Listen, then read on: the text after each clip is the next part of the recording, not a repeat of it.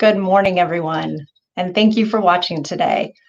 I'm Madeline Bryant, Principal Librarian of Youth Services at the Los Angeles Public Library. One of my favorite events each year is the Get Ready for College Motivational Seminar. At every seminar, students and educators like you have the opportunity to hear about and discuss college readiness and how to make college a reality. We've had successful recent graduates from local universities and colleges, and panelists and guests have come from Harvard, Yale, UCLA, USC, UC Irvine, Loyola Marymount University, Cal State Long Beach, Cal State LA, Pasadena City College, and many, many more. Today, we're going to be hearing from an expert on the UC admissions process and some current college students to hear about their unique experiences. Since 2007, we have held 23 motivational seminars for over 90 schools, and we've had almost 4,000 students participate. This year, we're happy to reach an even greater number of students by having our presentation online. So wherever you're tuning in from today, whether it's right here in Los Angeles or somewhere across the country, I welcome you. I'd like to thank today's program sponsor, Linda Duttenhamer, and the Princeton Review for being our longtime partner in facilitating the Get Ready for College program series. I'd also like to thank the Youth Services team, in particular, Candice Mack, Dora Ho, Kathy Chenoweth, and Katie Seitz for putting today's event together. And now I'm pleased to introduce our city librarian, Mr. John Szabo, to say a few words about the Get Ready for College program and other free resources and services that we offer students at the Los Angeles Public Library. John?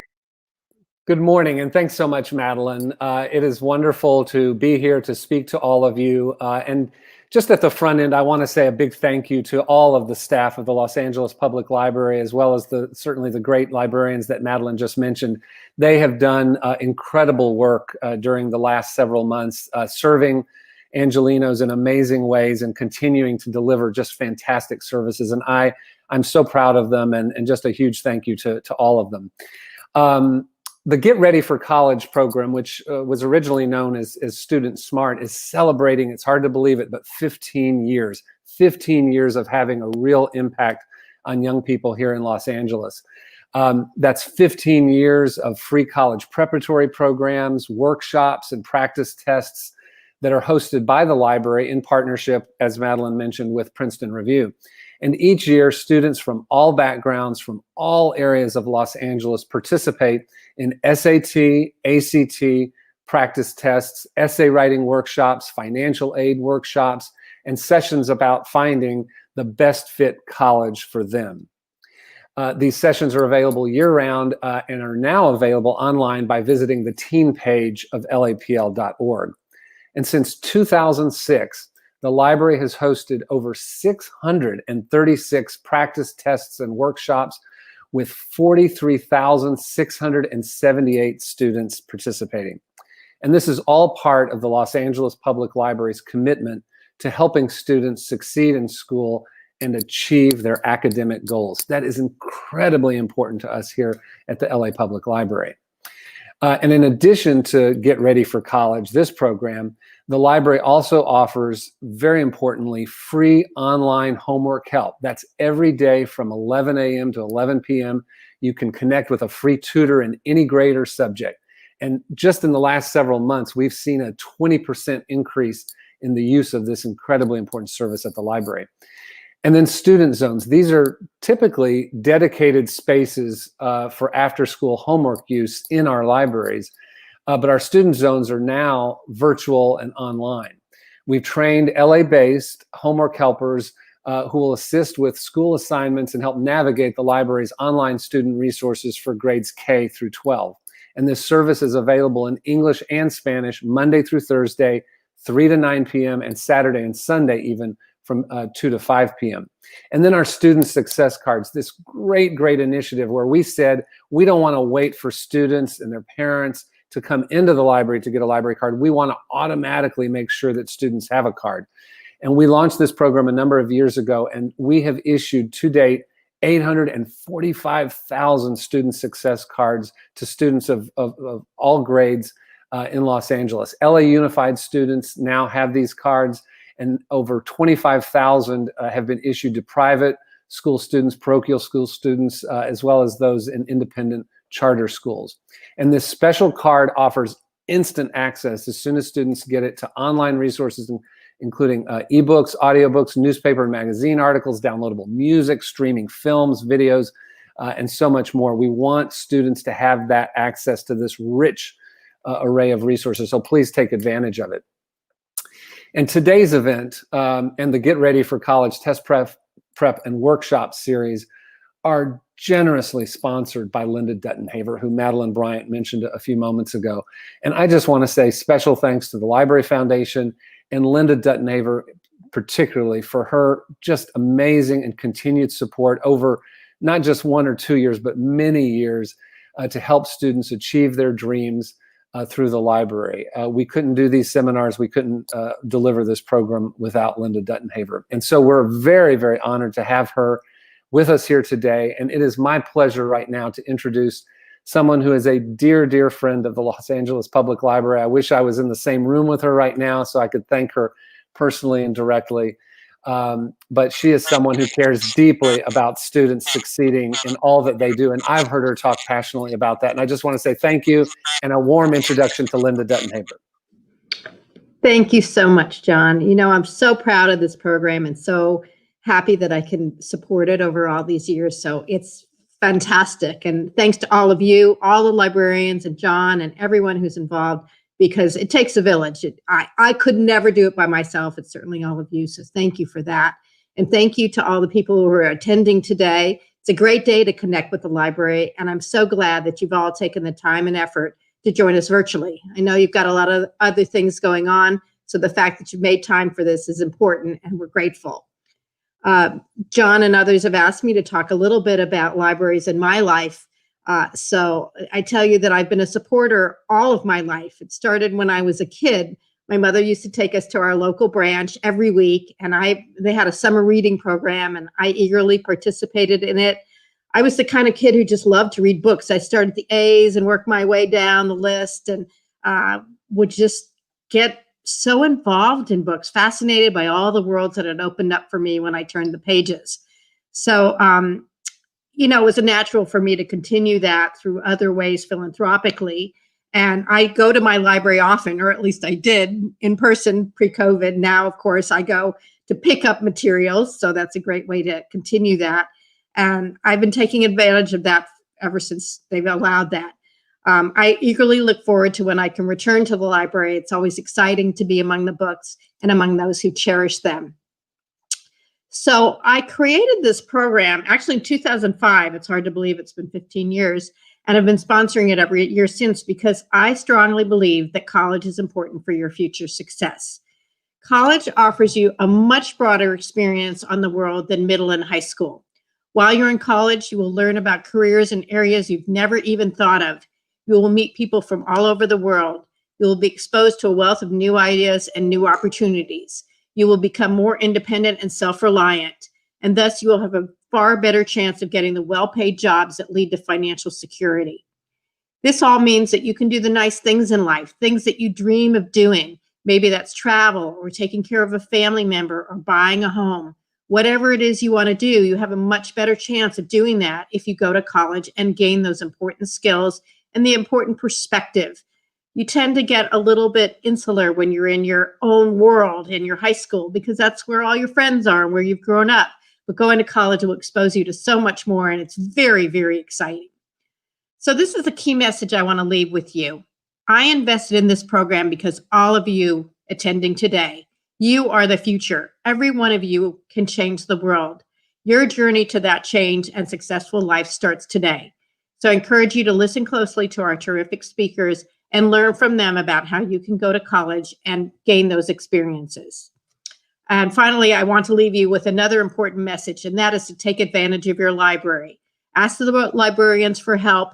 They are a goldmine of knowledge, and they really want to help you. That's what they live for. So don't be afraid to take advantage of what they can offer, and participate in great programs like Get Ready for College. These are learning experiences that can make a positive difference in your life and in your future successes.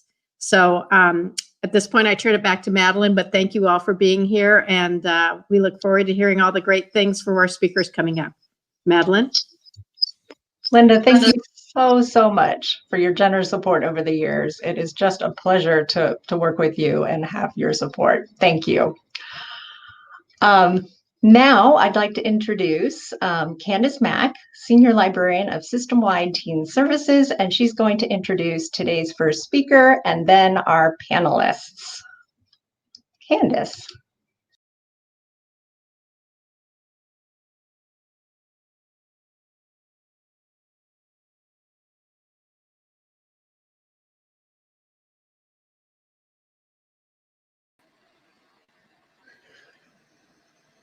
I'm so sorry, Candace, but you're muted. Thank you. Many thanks to our esteemed city librarian, John Azabo, for that great welcome, to the amazing Linda Dettenhaver for her generous support of this initiative, and to my boss, Madeline Bryant, for that kind introduction. This Get Ready for College motivational seminar, the first virtual one ever, is designed for you, young people, and parents/young adults who might be trying to decide whether you wish to go to college and or just learn how to do so.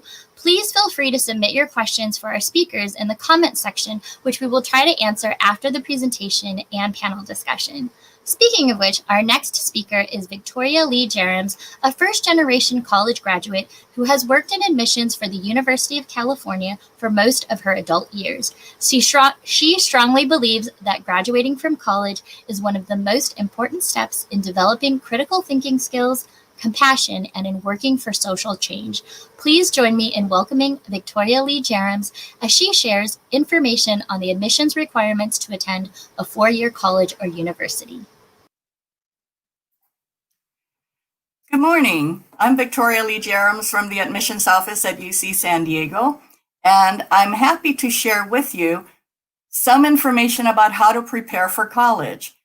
You're looking at my campus based in La Jolla. It is the Scripps Institution of Oceanography Pier, where you can study marine biology. We have wonderful, wonderful programs in biology, theater, visual arts, and we have 7 colleges. So I hope that when you are ready to apply to college, please consider UC San Diego, one of the top tier UCs, and where you will have a wonderful time in a beautiful setting.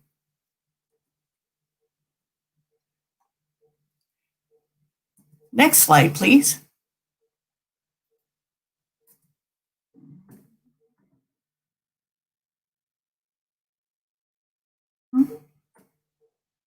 We have the 4 systems of higher education in California, and we're really lucky to have that. We have 10 University of California campuses, 9 admit first-year students, and we have an emphasis on research.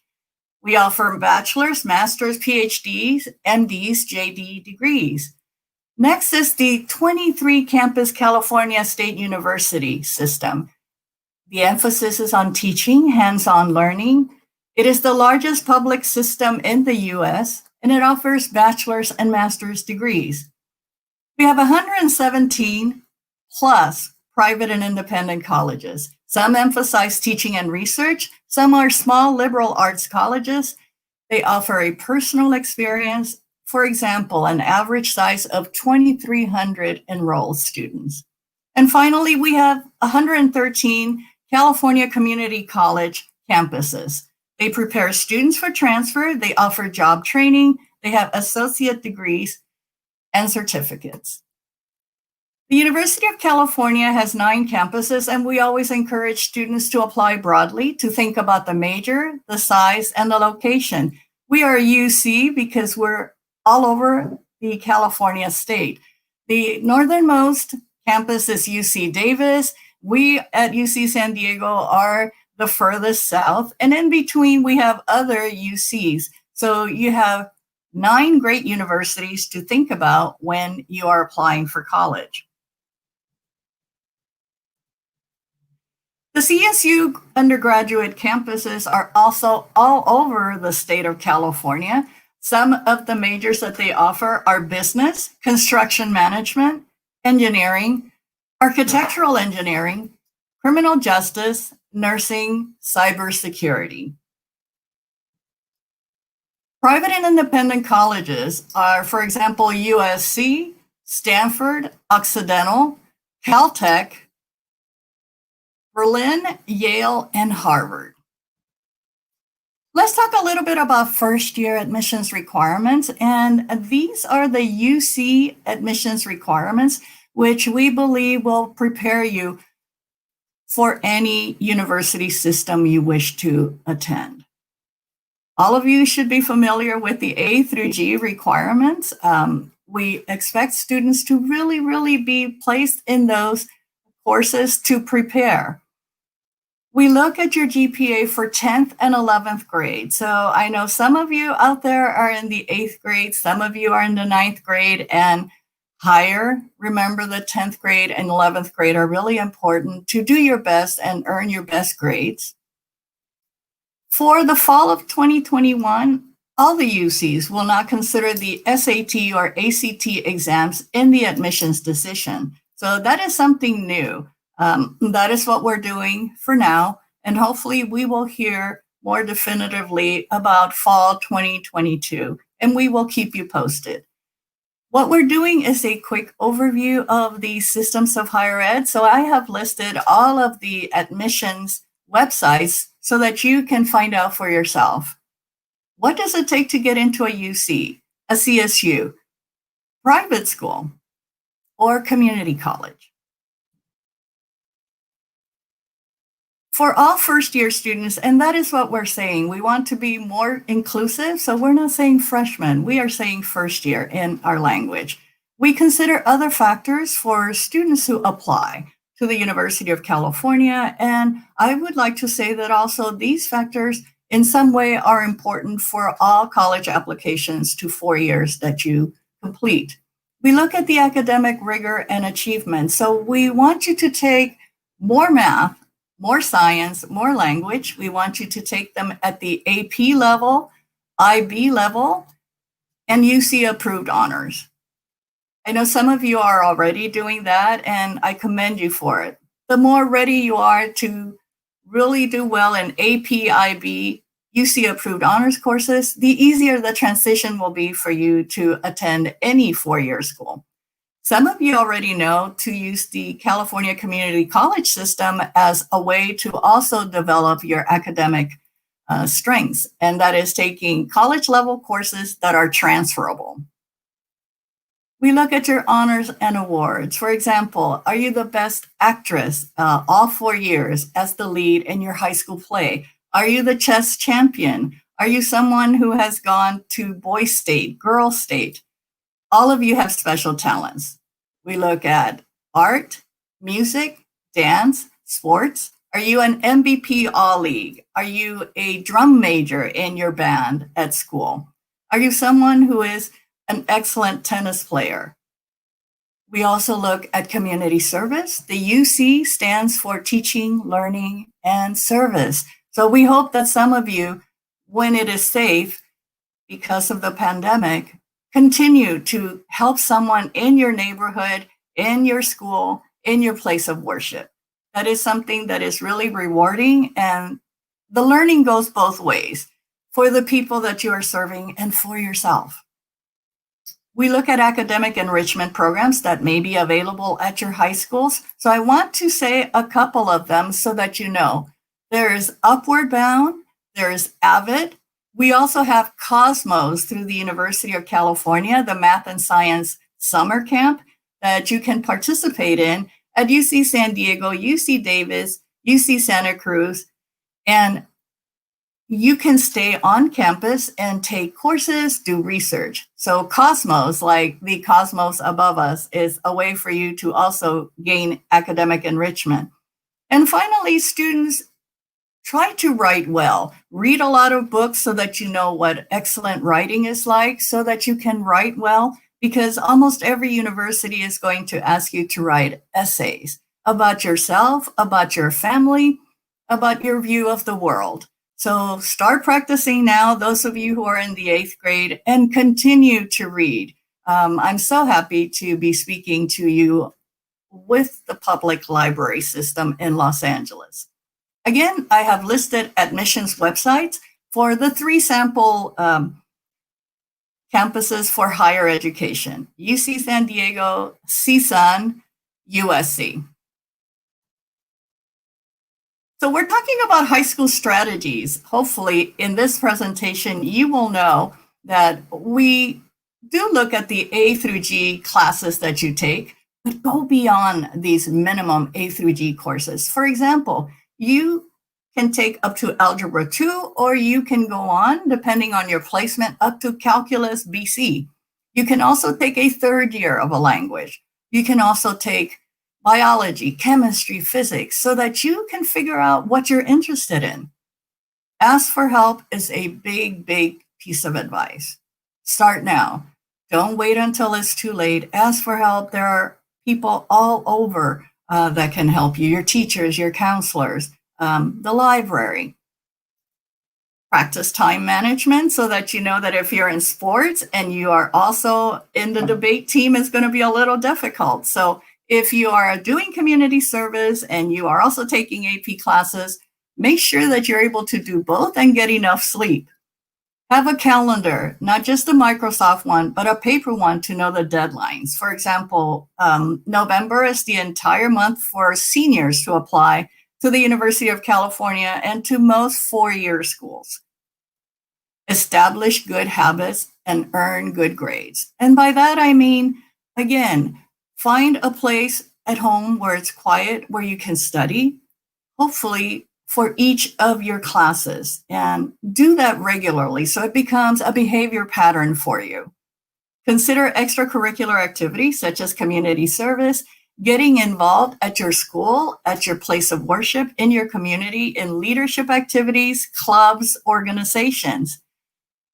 We have educational preparation programs, as I mentioned, so please go ahead and research AVID, Upward Bound, EAOP at your school. It is a program that is run through the University of California, early academic outreach programs, and join them. You can start attending college fairs at any time. These are huge programs where ideally we would be able to personally visit your high school and have 150 colleges and give you a choice to talk to each of the admissions officers. I have seen students who are in the 8th grade attend college fairs. The earlier you know about college and universities, the better you can figure out where you want to be and how you prepare to get there.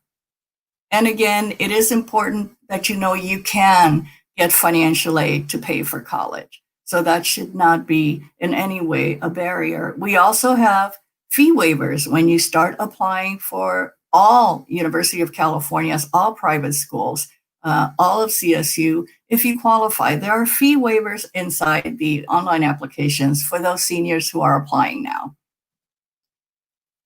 Apply for admission to university in the 12th grade. And these are the deadlines and these are the websites for you to consider. It is important that you know all this information right away so that you can just establish your own timeline. Where am I now in the 10th grade? Oh, yes, I should be doing really well. I should be doing my best given what I have in terms of AP classes, in terms of high-level classes. And I also want to be having fun, and I also want to be serving my community. So these are the deadlines, November 1st through the 30th for the University of California, October 1st through December 4th for priority for Cal State, and December through January for the private and independent schools through the Common App. Get used to hearing these types of terms so that you know you're going to college. It just depends on where you're going to go and how you're going to get there. And the community colleges, one of the best free resources year round. You can go to the community college. If you are in high school, it is a free opportunity for you to attend courses to either polish up some writing skills, some math skills, but also to just go ahead and learn at higher level of math, psychology, history, anthropology, and other courses that are offered. I will be very happy to answer questions at the end. Please feel free to write me. This is my email, and this is my admissions website at UCSD, where you will learn more about admission requirements, about financial aid, about housing. Thank you. I will now pass it back to Candace. Thank you for that wonderful presentation, Victoria. Up next, we have a diverse group of current and former college students who will share information about their experiences and what has helped motivate them to pursue higher education. Our panelists include Mara L. Pryor, a former teen volunteer at the Palisades Branch Library and current junior at Syracuse University, majoring in political science. Also, Rose Marita, a graduate student studying health administration and current president of Associated Students at Cal State Northridge. And last but certainly not least, Jose Dionisio, a former diversity and inclusion apprentice at the LA Public Library and a rising senior at USC, double majoring in accounting and business administration. And just another reminder to please feel free to submit your questions in the comment section, which we will answer at the end of the panel. So first, I just wanted to thank you all for joining us this morning and for sharing your wisdom and experience with all of our viewers today.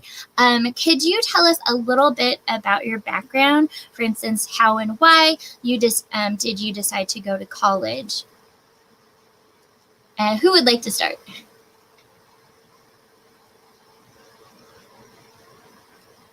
Okay, I'll give it a go. Hey, everybody. My name is Jose Dionisio. Like Candace said, I'm a rising senior at the University of Southern California. Personally, for me, college was always in my mind. It was something that my parents always pushed, even though they didn't know exactly how I was going to get there. They always pushed for me to go to college. And being a first generation, I feel like one thing I always grasped to, and even now, is your professors, your teachers, your counselors, anybody who's motivating you and sees that in you, like, pay attention to it, because in the end, like, it's your journey, and you'll decide if college is for you or not. But most likely it is. It's just you don't have, or you haven't been really introduced to the steps or what college is really about.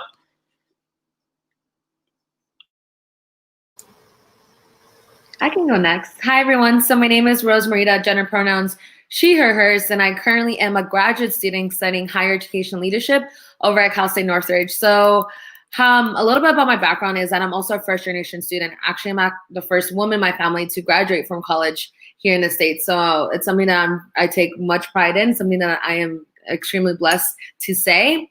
And honestly, I didn't know I wanted to go to college, to be honest, when I was in high school. I got good grades, but I was never a straight A student. I love the social aspect of hanging out with friends, and I was kind of lost in what I wanted to study.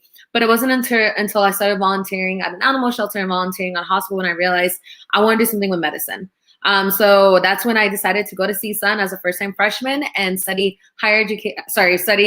health administration. But during my involvement at CSUN, I was involved in over 12 different programs, such as New Student Orientation, Greek Life, Associate Students, which is similar to your ASB and your high schools. I decided to study higher education. So that's how I kind of came into the path of getting my master's degree in this field. Hi, everyone. I'm Marelle. For me, I was 8 when my cousin brought back a T-shirt from Hampton University. Shout out to the HBCUs. Those are historically Black colleges and universities. And then my parents went to college, and then my grandfather actually graduated from college. So for me, college was always something that we talked about at home. And also, going to school, he had Spirit Week, and you had to rock your college gear. I remember rocking my mom's alma mater. And then in high school, just having these conversations with your friends. I want to go here. I want to go there. What are you interested in? So that's what really motivated me. I was like, okay, yeah, I'm definitely going to college. Thank you.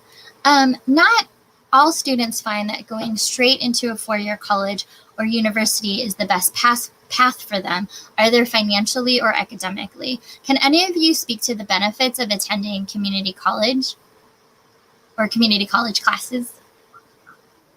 Yeah, I'll take that one.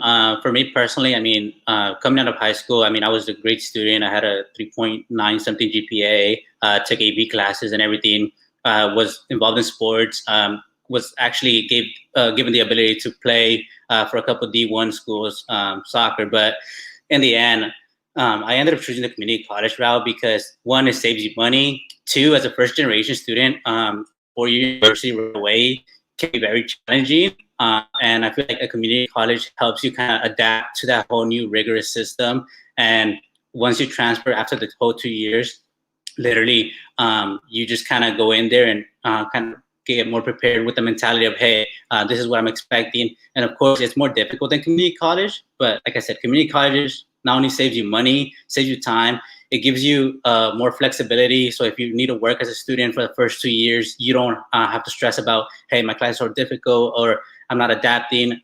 Going to community college is a bit more easier and easier to transition into a 4-year university.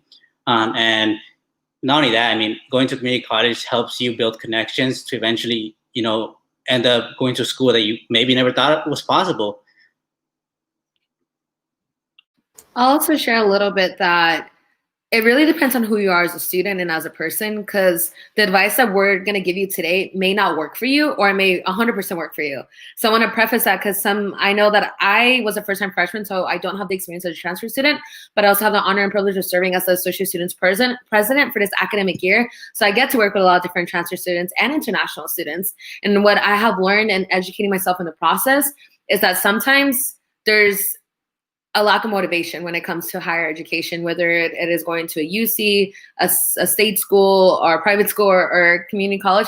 So I just kind of want to say, based on this, that it really just depends what kind of learner you are. And it really depends if you can keep yourself motivated, or do you need that additional support from mentors, from academic advisors to push you to keep moving forward. So I'll just say that and preface that. It really depends on what kind of style you most like. Thank you. I would also add too that things are a little bit, well, actually a lot different now with the pandemic and schooling being virtual too, right? So some of that is a bit of a different conversation that might have happened perhaps a year ago, and that's something also to consider. But whatever path is the best for you and your family is whatever path is best for you and your family. But we want to present just a variety of views to help make a better or more educated decision, whichever path you choose.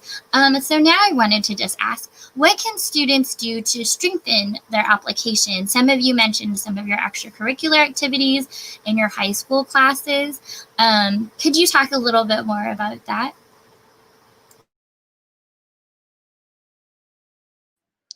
Yes. So it's just really important to be a well-rounded applicant. Yes, academics are really important, but somehow try to see if you can sprinkle some sports in there, or the arts and clubs in high school. So, I took AP classes. I took AP Lit, Language, French, and World History. But then also as part of track and field, I was on the dance team and the drill team. And I also was like a peer mediator, a link crew leader, vice president of Black Student Union. And I also danced outside of high school at the Debian Dance Academy. So, all those experiences, they look at that. And how's that going to help their campus environment? What are you going to contribute to that experience? I was also a dance kid, so I was here snapping like, yes, I love hearing it.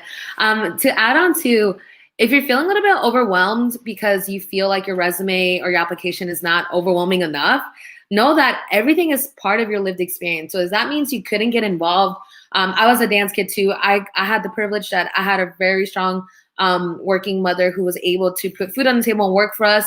But I know that a lot of high school students don't have that privilege. Some high school students have to work, have to help their family, or sometimes they're just living by themselves because there's so much basic needs and securities going around. So I also want to take a moment to acknowledge that if you are a student who couldn't get involved in high school, who couldn't necessarily take the APs, but they still took honors classes or even regular classes, that still counts. Please, please, please find a way to include that. Hey, I wasn't involved because I was busy working 40 hours a week, but look, I still got over a 3.0 GPA, because that is amazing. So I also want to share that there's no perfect applicant. There really isn't, because like it's so different. The higher education system is so different and so unique.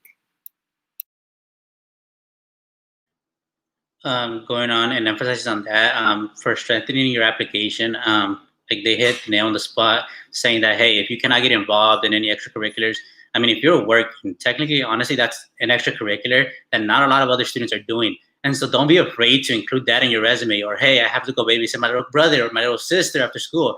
Include that in there. Those are things that the average applicant does not include in their application, because it's not the average college student's life. Like the average college student life is very different from what we're so used to, especially student in from LA, coming in from a low income community. I literally decided, I was like, hey, these schools are not cutting it for me. I got to move out of here. And so you're introduced to a whole new level of higher education. And so for me, I mean, I was involved, but not necessarily as much as I wanted to be. But one of the things I did include was, hey, I will wake up at 5 a.m. every morning, get to be able to catch my school bus, to be able to get to school at a certain time before classes start. Hey, not the average college student does that, or not the average student does that. I mean, that's commitment, shows dedication, growth. And those are minor things that literally put you above others in your application. Thank you. And I would also add too, I think part of a lot of students' lived experience, like folks are saying, maybe that your parents couldn't support you either like financially, or also maybe because, for instance, my parents are immigrants, so they didn't know and they weren't familiar necessarily with the extracurricular system that sort of builds up your college resume or application. That was something that I actually had to learn from friends of mine in school, and then I had to share with my parents, right? And so if your parents aren't familiar with that, and also, you know, are short on funds, then like that's sort of a double whammy, right? So then you have to kind of try and figure out your own way, whether it's picking up a part-time job or a full-time job, you know, in some circumstances, in order to help pay your way. But so part of it is just like that whole village of assistants that Jose was also talking about, right? Like those adult mentors or helpers, librarians, you know, teachers, caring adults that could also help let you know what those kind of requirements or extracurriculars or things that will kind of like boost you up, and also may be able to talk to your parents to help explain that process as well, you know, so that you're not alone when you're going through this, or even your friends or your friends' parents, you know, can help explain that as well. So I definitely share snaps and claps of everyone talking about sort of you as a whole student and sharing that entire story with whatever school that you're wanting to go to. And also to speak to what Jose was mentioning, that perhaps if your school, for different reasons, and especially now during the pandemic, if they're not offering APs or offering the AP classes that you're interested in taking, that's another reason too to perhaps look into community college courses, because you can take them as a high school student. And those community college courses are sort of the same in terms of an AP, just in terms of being able to eliminate some of the general ed courses you may have to take and pay for when you go into, whether it's a four-year college or university. And next, another thing that I'm sure is on a lot of people's minds, how did you pay for college? Did you do it through scholarships, loans, work study, grants, application fee waivers, etc.? I'll start that one off. I mean, one of the things that people hear, like I would think just immediately when I say USC, private university, they're like too expensive, not gonna go there, can't afford it. But for me personally, I was actually offered 2 other top scholarships, full ride to USC. And not only that, now like as they see you progressing as a student, saying, hey, this person is involved, you can ask for more and more. And eventually, I mean, right now I'm getting a stipend practically to sort of live at my place, get my own place. And it's honestly just all about looking or talking to the counselors. Hey, I was wondering, are there any scholarships, or if you really don't apply for any, hey, I want to work. There's work study for students, so they're really flexible on your schedule. And most importantly, hey, they know you have finals because you're working on campus. Oh, hey, you have finals this week. You can make up the hours next week or this week, etc. It's honestly very doable. It's just up to the person and the individual to seek the help at this point. Yeah, all of the above. I'll say that the way I was able to pay for my undergraduate degree was through, I applied for FAFSA, thankfully I qualified, so I did get support. And that way, I did end up getting loans because I ended up living off campus. I also did work study, and I know that Jose was able to touch base on it, but just in case you don't know what work study is, essentially it's a job on campus. And that's why when Jose was explaining the examples of how flexible a supervisor is, it's because work study is all about catering to your needs as a student first, and then as an employee second. So if you qualify for work study, please take advantage of it. Also scholarships. I cannot emphasize this enough. So many institutions literally have a pile of just free money and students don't apply. And I say this from my lived experience. As a first-time freshman at Cal State Northridge, I was able to apply for a scholarship because of my involvement. It didn't have to do related to anything of how much my family makes. It didn't have to do with anything with me and academics. It was literally about me and my leadership positions during my first year at college, and I was able to get a scholarship about $8,000. So it's amazing. These opportunities are literally out there for you. It may not be a grand total of $8,000, but there's still so many scholarships worth of like 200, 500. And trust me when I say, the more you apply, the more you're gonna start collecting them. So scholarships are out there. Please apply. And if you're one of the students who's kind of like at that middle break, because I also know there's a need to fix financial aid, because sometimes financial aid, the way it's done, you won't qualify for those grants. And I know that can be disheartening. It could make you not want to continue higher education. Please continue. Like I said, there's so many scholarships, not even just from the university, but from donors. So just explore those possibilities. And I saw Jose unmute himself, so go for it. Yeah, no, I'm adding on into that. Like literally, it's not just the universities now, especially with COVID. Due to COVID, especially as a rising senior, a lot of companies for your majors, like once you graduate, they're now being, hey, we understand that COVID is happening. We're offering you guys, scholarships as students to be able to continue. And this is just touching up on other things that, same things that you would do in high school, but now it's the college level, as opposed to extracurricular activities. You're doing internships, you're applying, you're networking, you're connecting with other individuals. And that's how you find out way more scholarships or grants or whatever they can give you. And touching on the whole idea of the financial system not being able to qualify. I mean, personally, I didn't qualify at all. I qualified for nothing, like zero FAFSA, zero grants, nothing. But the universities are very generous when it comes to all that stuff. So do not be afraid to apply, please. No, yeah, it's so true. And like the one more thing that I will mention is that you never know until you try.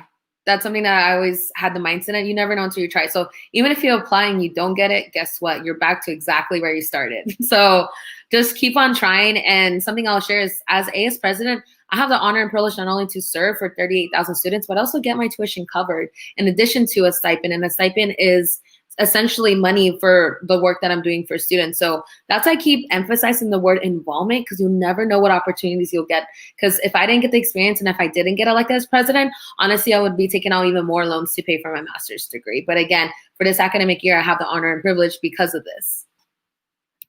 Yeah, I really want to echo what Jose and Rose said, because it's so true with the scholarships. Sometimes even your high schools have scholarships as well. Mine did. So just really look into that. The outside scholarships, definitely. And some of them are like, if you're interested in engineering or if you're going to HBCU.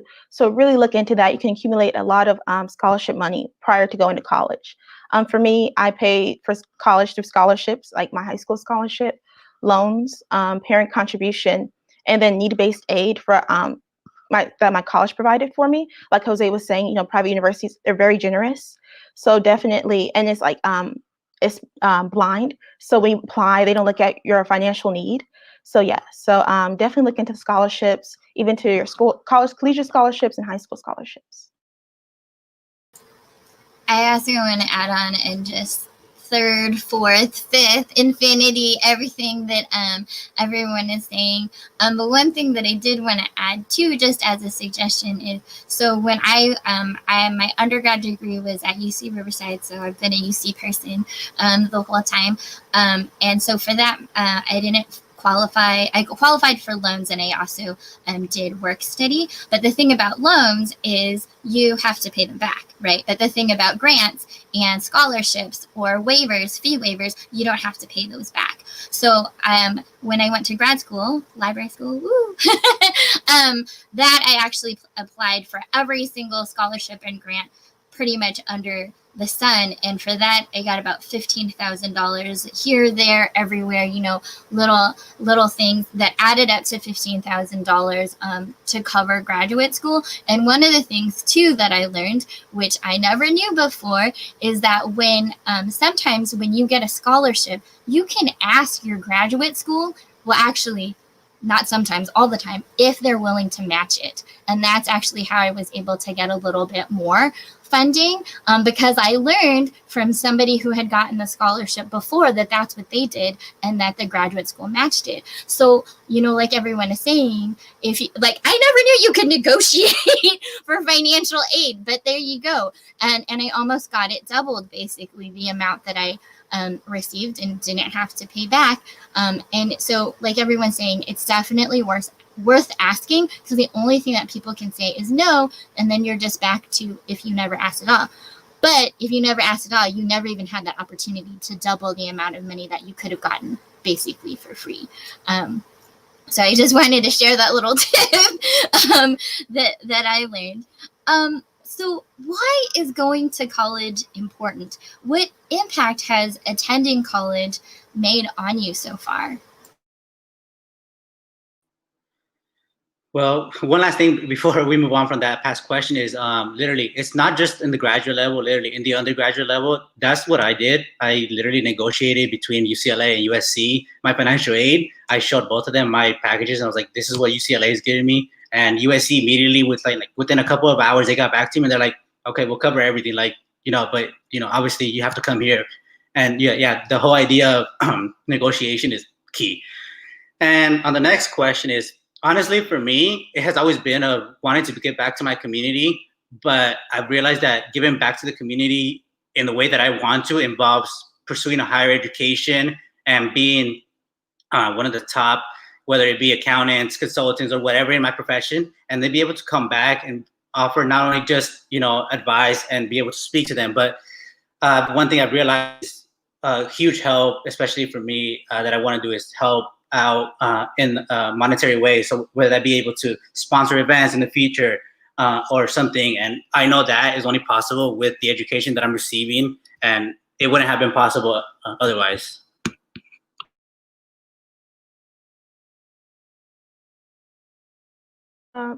Well, for me, you know, college is just an extra 4+ years to grow and evolve as a person. And then also, you know, I think of college as a place where myths are dispelled, you know, character is tested and established. And, you know, the world is so much more vibrant, because what was once just blue is teal, or sky blue, what was once just pink is a fuchsia. I got there and, you know, I took Native American studies, a Native American class.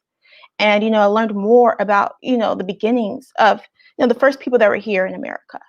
I met people. I'm Black, and I met I'm African American, and my friend is from Guyana, or his family's from Guyana. Another friend's from Ghana, and just really understanding and embracing and celebrating the diversity in, you know, my community. And my roommate was Jewish, and we got to have those conversations about religion and race. And, you know, college is a place for knowledge and growth, and just going there and like meeting different people. You know, with being in LA or a certain area, you're limited as to what you know, or what you know is reflective of that. And so going to college, you meet people from Massachusetts, you meet people from halfway around the world, and they can tell you more. And, you know, just understanding the players of the world, you know, and the people, and how we all fit into this puzzle of life. That's why college is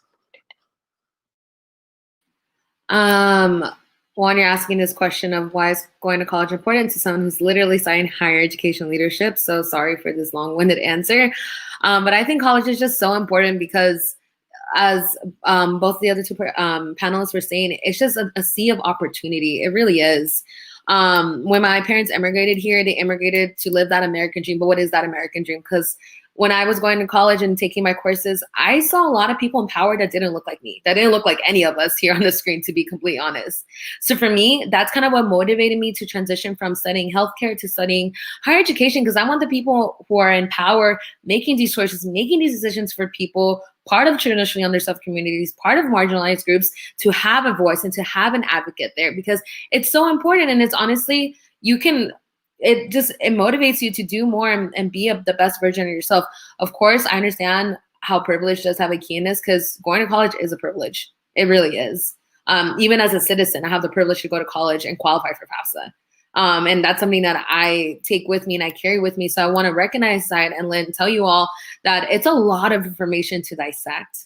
So get help, please, please, please get support, because it's overwhelming. It really is. Even if you have older siblings or parents who went to college, or if you're doing this for the first time by yourself, know that college is important. Know that there's someone out there who wants to listen to you, who wants to guide you, and who understands that there's no dumb questions involved. It's only questions and curiosity and just learning. The kind of impact that college has made on me, I can literally go on for like 2 weeks talking about it, so I'll make it nice and simple.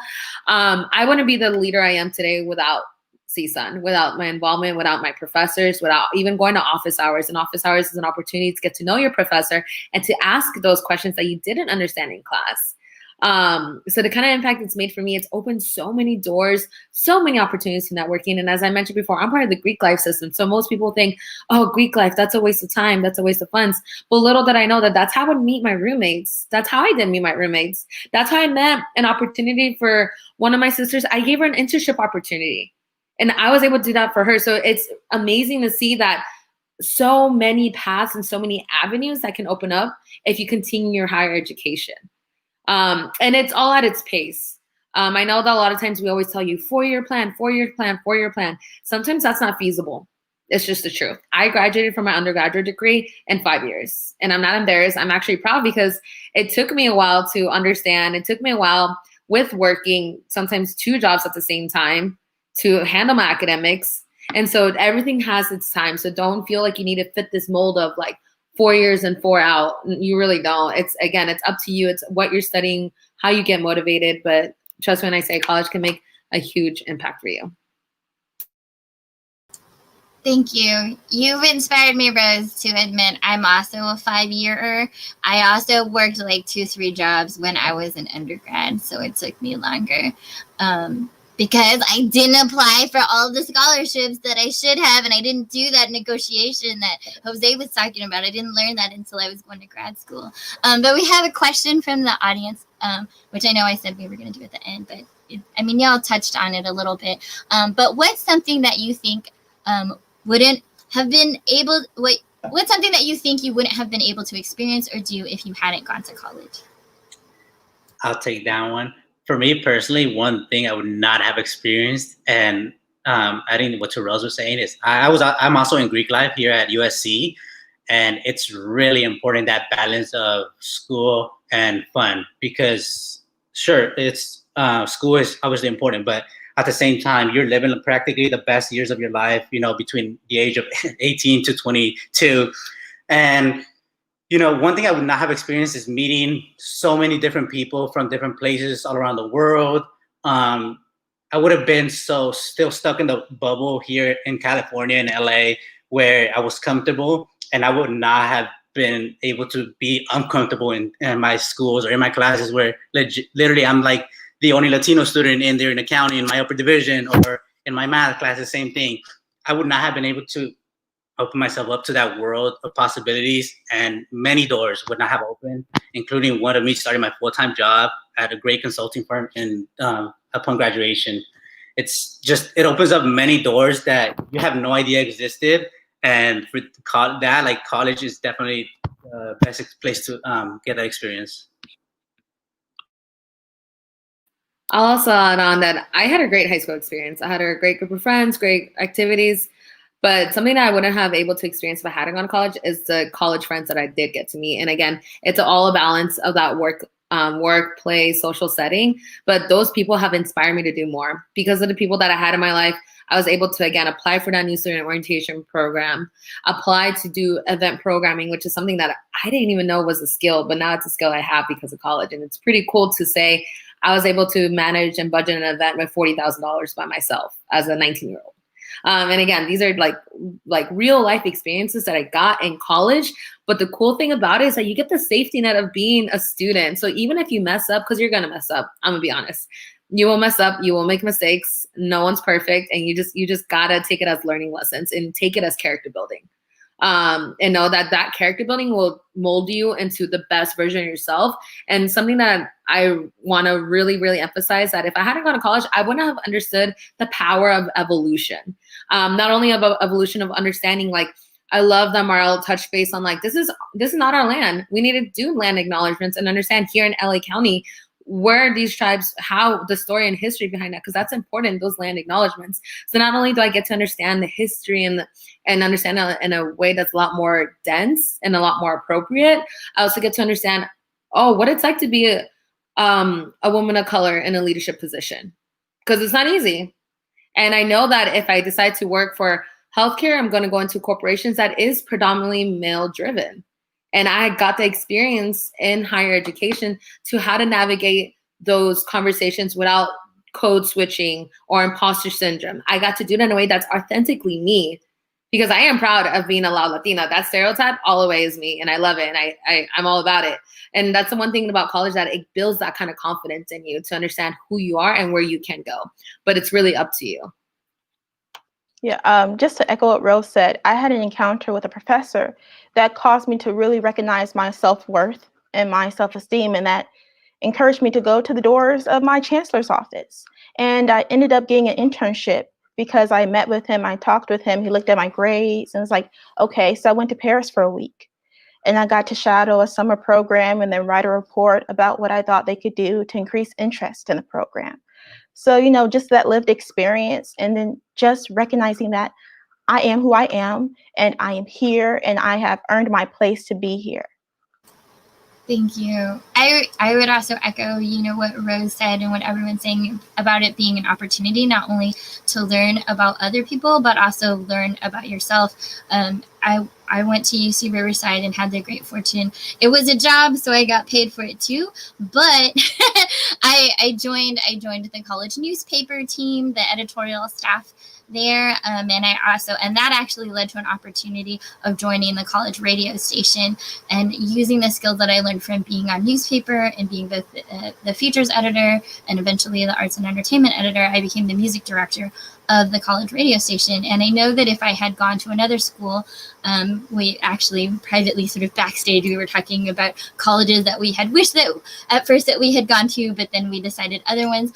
It was the same with me. I mean, I'm glad that I eventually did get to go to UCLA. That was one of my dream schools, but I ended up going to UC Riverside because of financial reasons. But I know that if I had gone to a larger school at that time, I wouldn't have had the same opportunities to join, to become an editor of the newspaper or become the music director like I did. And those were things that I didn't even know that I actually had as much of a passion for as I did. But those skills were totally transferable as well, in terms of being able to interview people and talk to people, right? As well as fun opportunities like going to different shows and things like that as part of those experiences. So I think what everyone is saying too, it's so awesome to think about what skills that you're learning, whether it's, through the rigor of academics or even the rigor of having fun and networking and learning new experiences, with new people, and just learning how a little bit to maybe,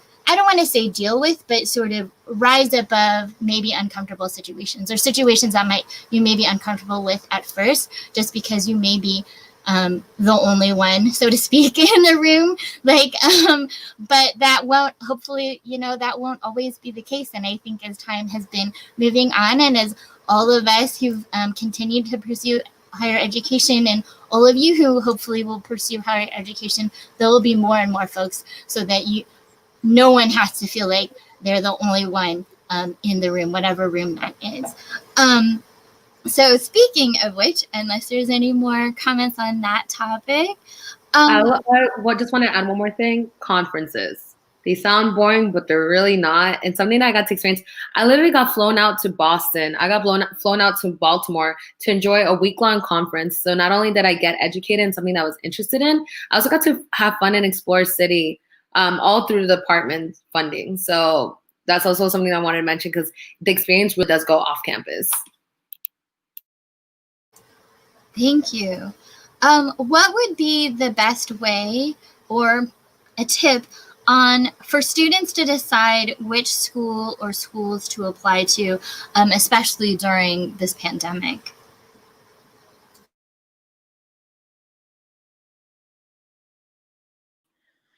For me, I mean, the best advice I can give is literally don't base everything off like the pandemic that's going on. I mean, you've been working hard for the past couple of years to get where you want to get.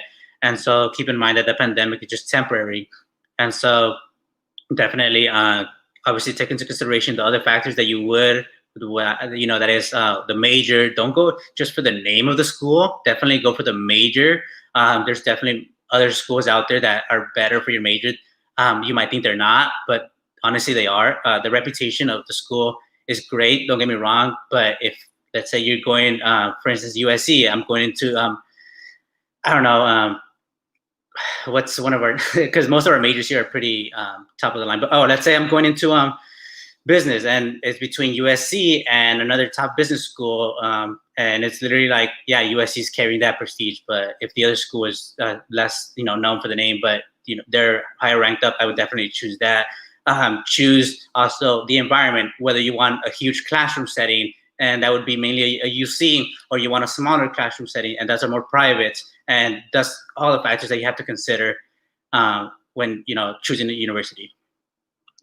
Yeah, going off of that, do your research. I cannot echo that. Do your research, because something what I was doing when I was applying, I took advantage of all the free applications I got. So if I got 4 CSUs, I was applying to 4 CSUs, even though I had my heart set on something else. I just knew, well, why not? Let me just try and apply. So take advantage of those opportunities. But like I said, do your research. A good example for Cal State Northridge is that we have the second best deaf studies program in the nation. The first one is an all-deaf university known as Gaudelet University. So for CSUN to be ranked the second in nation for deaf studies, a lot of people don't know that. So again, do your research, and I cannot echo what Jose was saying. Just do it for the program, understand that, and also understand the culture. For example, for me, I did want a diverse campus. I looked for that. I looked for the enrollment. Okay, how many Latinx, how many Black or African American, how many white or Caucasian? Like, I did look for that because I wanted that kind of diversity within my college setting. And then also what's feasible. I got into some really good schools, but unfortunately they weren't offering me some great financial aid package. So because of that, I was like, okay, I'm from San Fernando Valley. If I go to CSUN, I can live at home.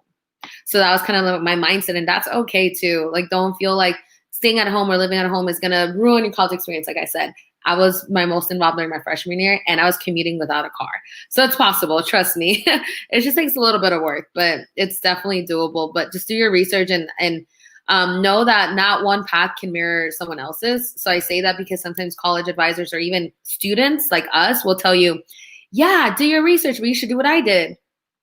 You're not us, you're you, and that's awesome. So do what's right for you. Yes, I completely agree with what Jose and Rose has said.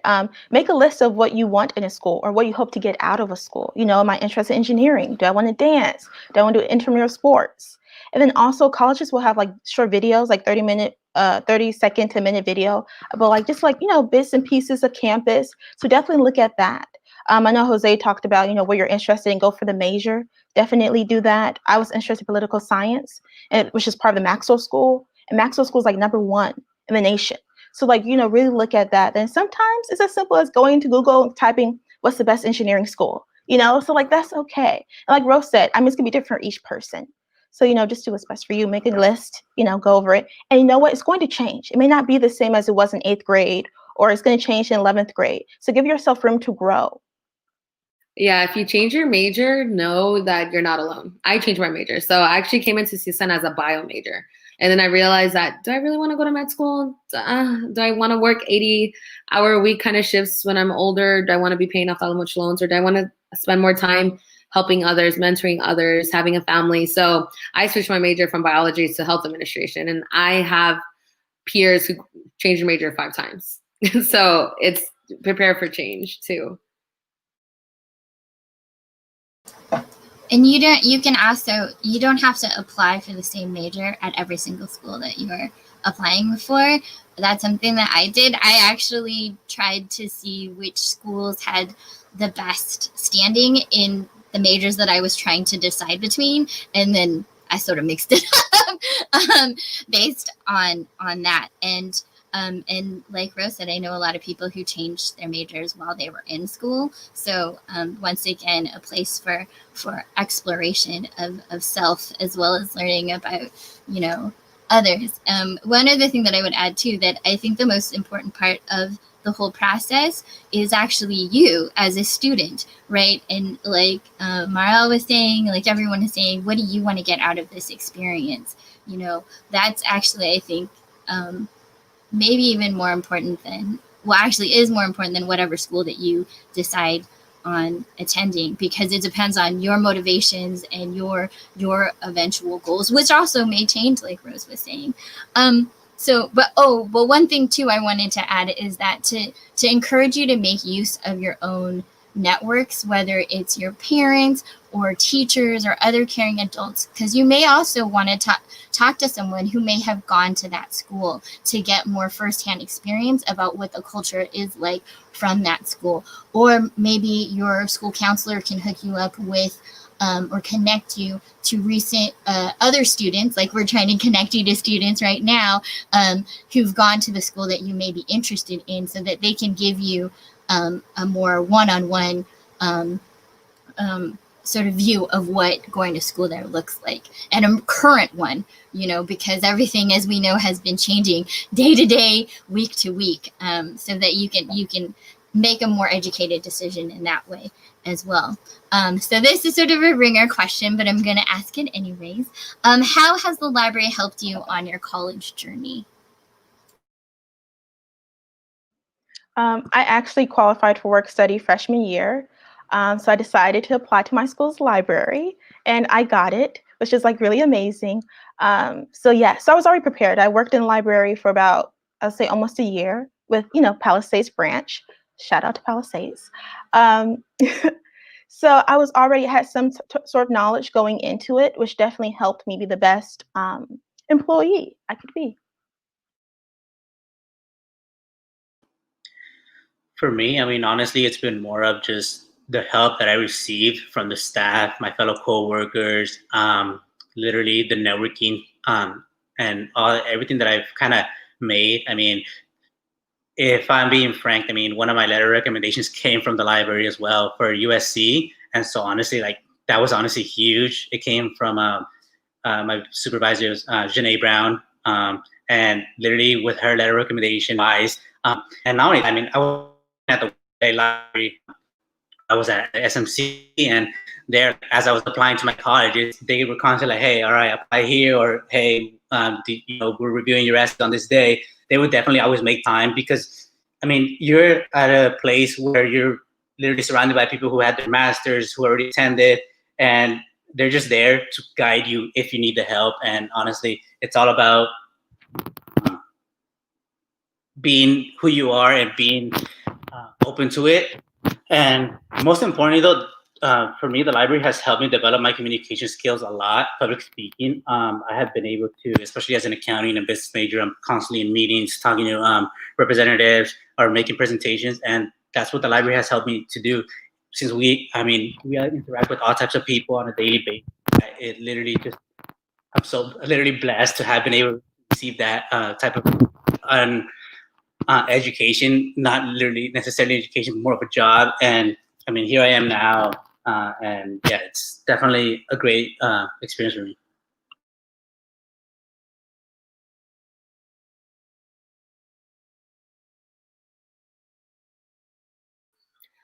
For me, with my own experience with my on-campus library, one thing that it's definitely helped me with my success is that, and then I'm sure it's similar for almost all other higher education institutions, is that They do a lot of different workshops to help you, whether it means navigating through resumes, because sometimes people don't understand, like, a resume can't be 5 pages. And for some of us, it's like, yeah, no brainer, duh. But sometimes it's not a no brainer, duh.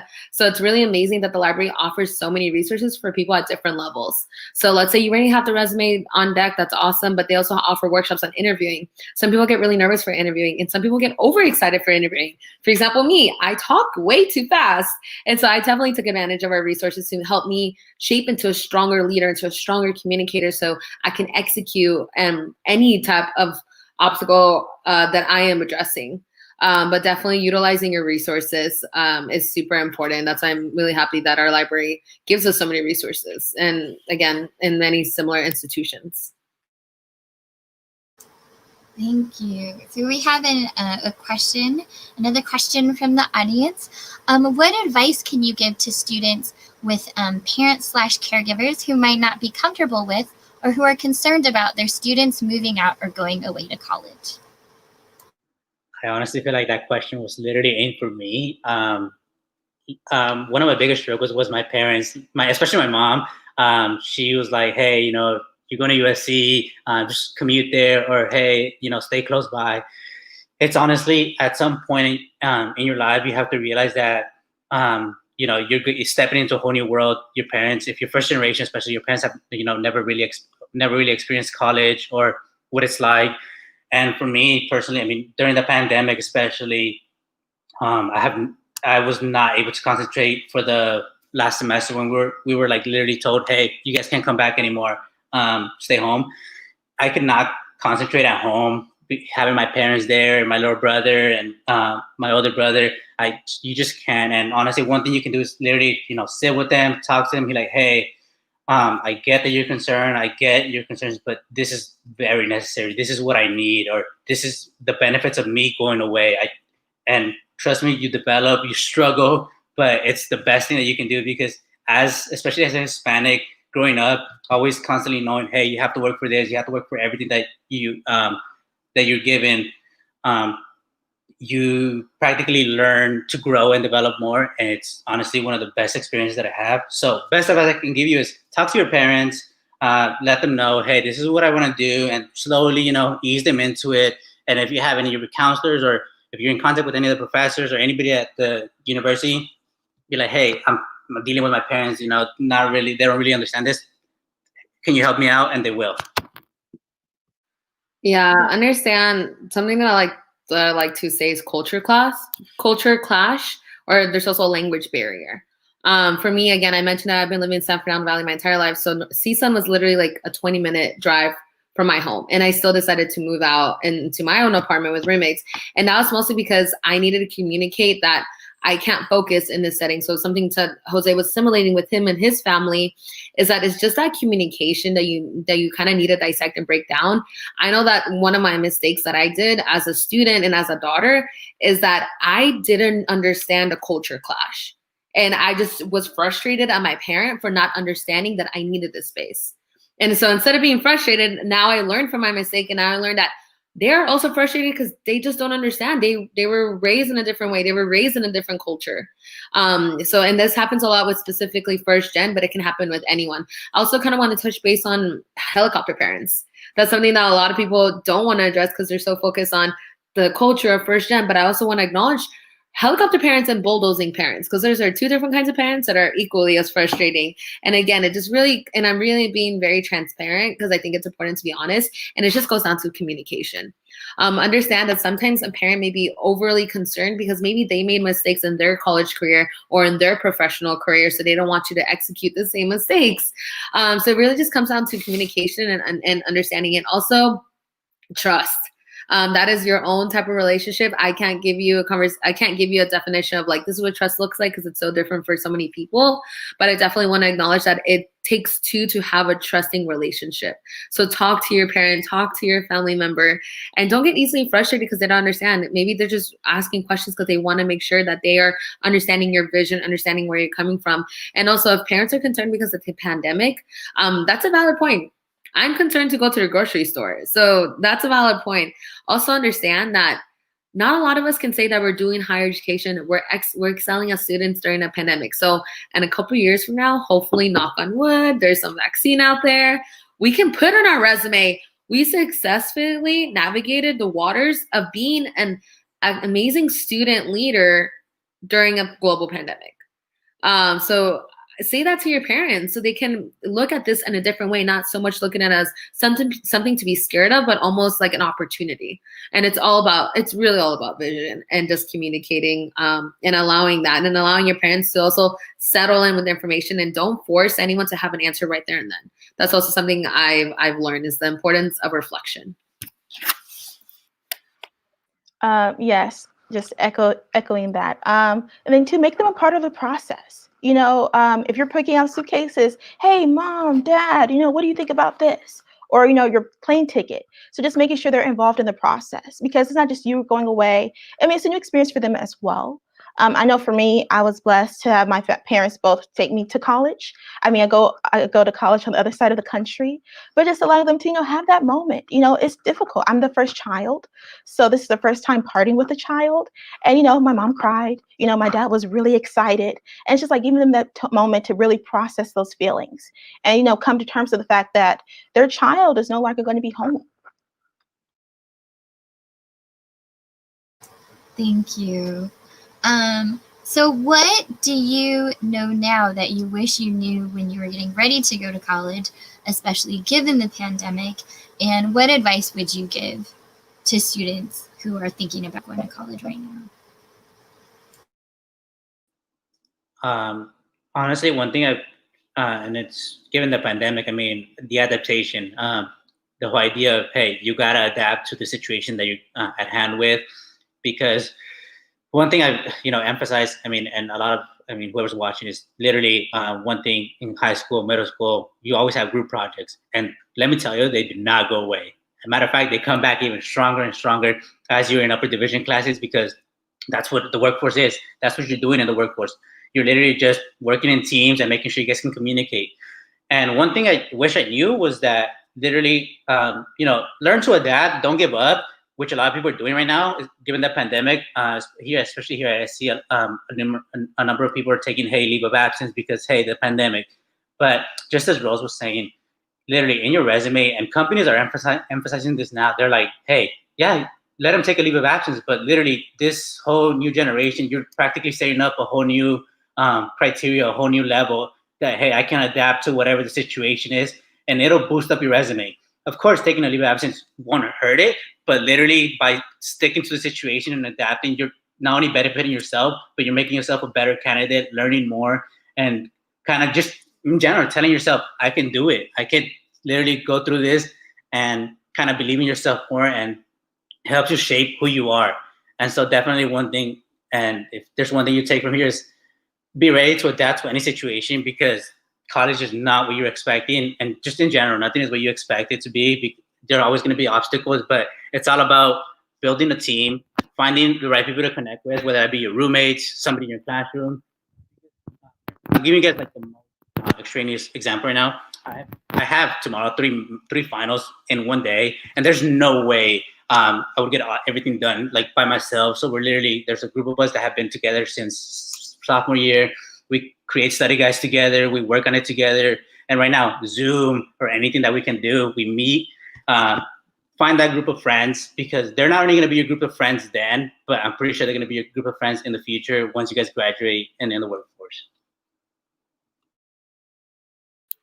An advice I'll give related to the pandemic is, or what I wish I knew, is I wish I knew I was flying the plane as I was building the plane. And I'm saying that because I feel like a lot of us can relate to this analogy. Yeah, I just wish I had known that I'm not only executing a manual of how to navigate higher ed during a pandemic, but I'm also writing it. But it's really cool. I'm smiling because it's honestly been a blessing being the president and being a first year grad student. It's hard. It's really hard. And I wasn't expecting a lot of the obstacles, but know that it's just a really cool place where a lot of people are being more empathetic and we're understanding how to be empathetic, because a lot of people were strictly business.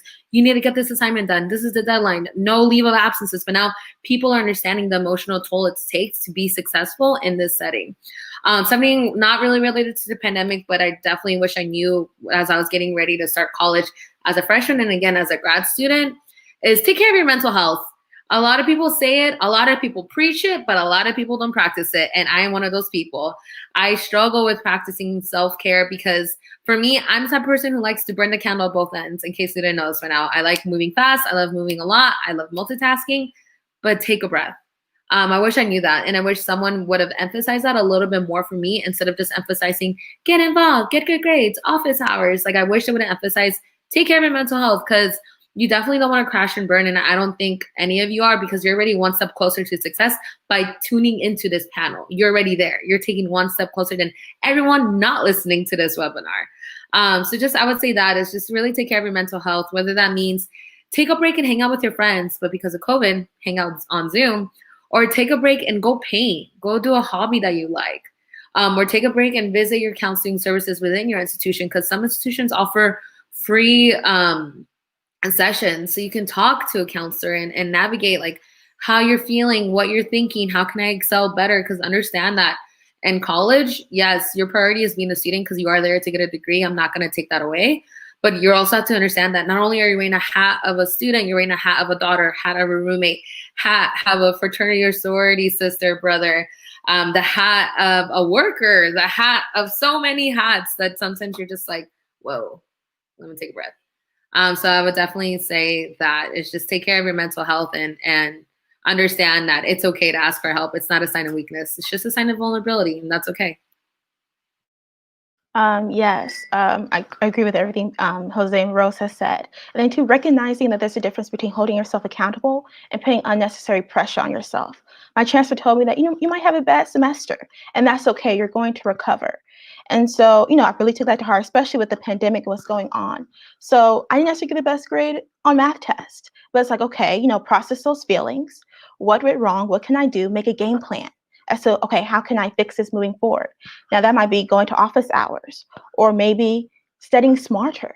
I just took like this 4-week program talking about studying strategies. Is it interweaving, which, you mix different studies together? Is it self-testing? So creating a study guide and then testing yourself based off of that. So just really, process those feelings, make a game plan, and then don't be discouraged. Sometimes, college is different. It's a new environment, and just believe in yourself always. And don't let pride get in the way of you asking questions. Please don't. Please don't.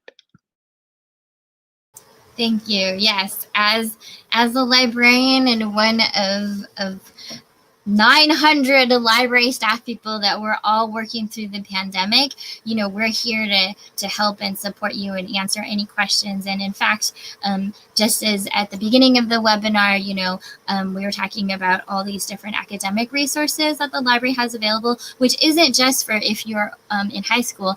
Anyone can use them, whether you're not in high school yet or if you are beyond high school and in college. All of that live online tutoring and that after school homework help. And actually, even before the pandemic, we started an initiative called Get the Balance, right? Which is actually all about balancing school, work, adulting, and your mental and physical health. And so there is information on our website actually next month in December, because even without the pandemic, it tends to be a stressful time with the holidays. We'll be offering a free mindful meditation class for teens and up, and there are some of our other branch libraries that also offer free yoga and other mindful meditation, just speaking to everyone's mental health, because the main hat that you're going to be wearing all of the time, no matter where you are in your academic career or in your life, is the hat of a human, right? So that is actually your priority, before student, before, child, before X, Y, and Z. So please take care of that hat first. And so I'm checking to see if there are any other questions. I don't see anything else. Are there any? We have about 6 minutes left. Is there anything else that you wonderful folks want to add? I know that Victoria from our presenter before, was there anything that you wanted to add, Victoria?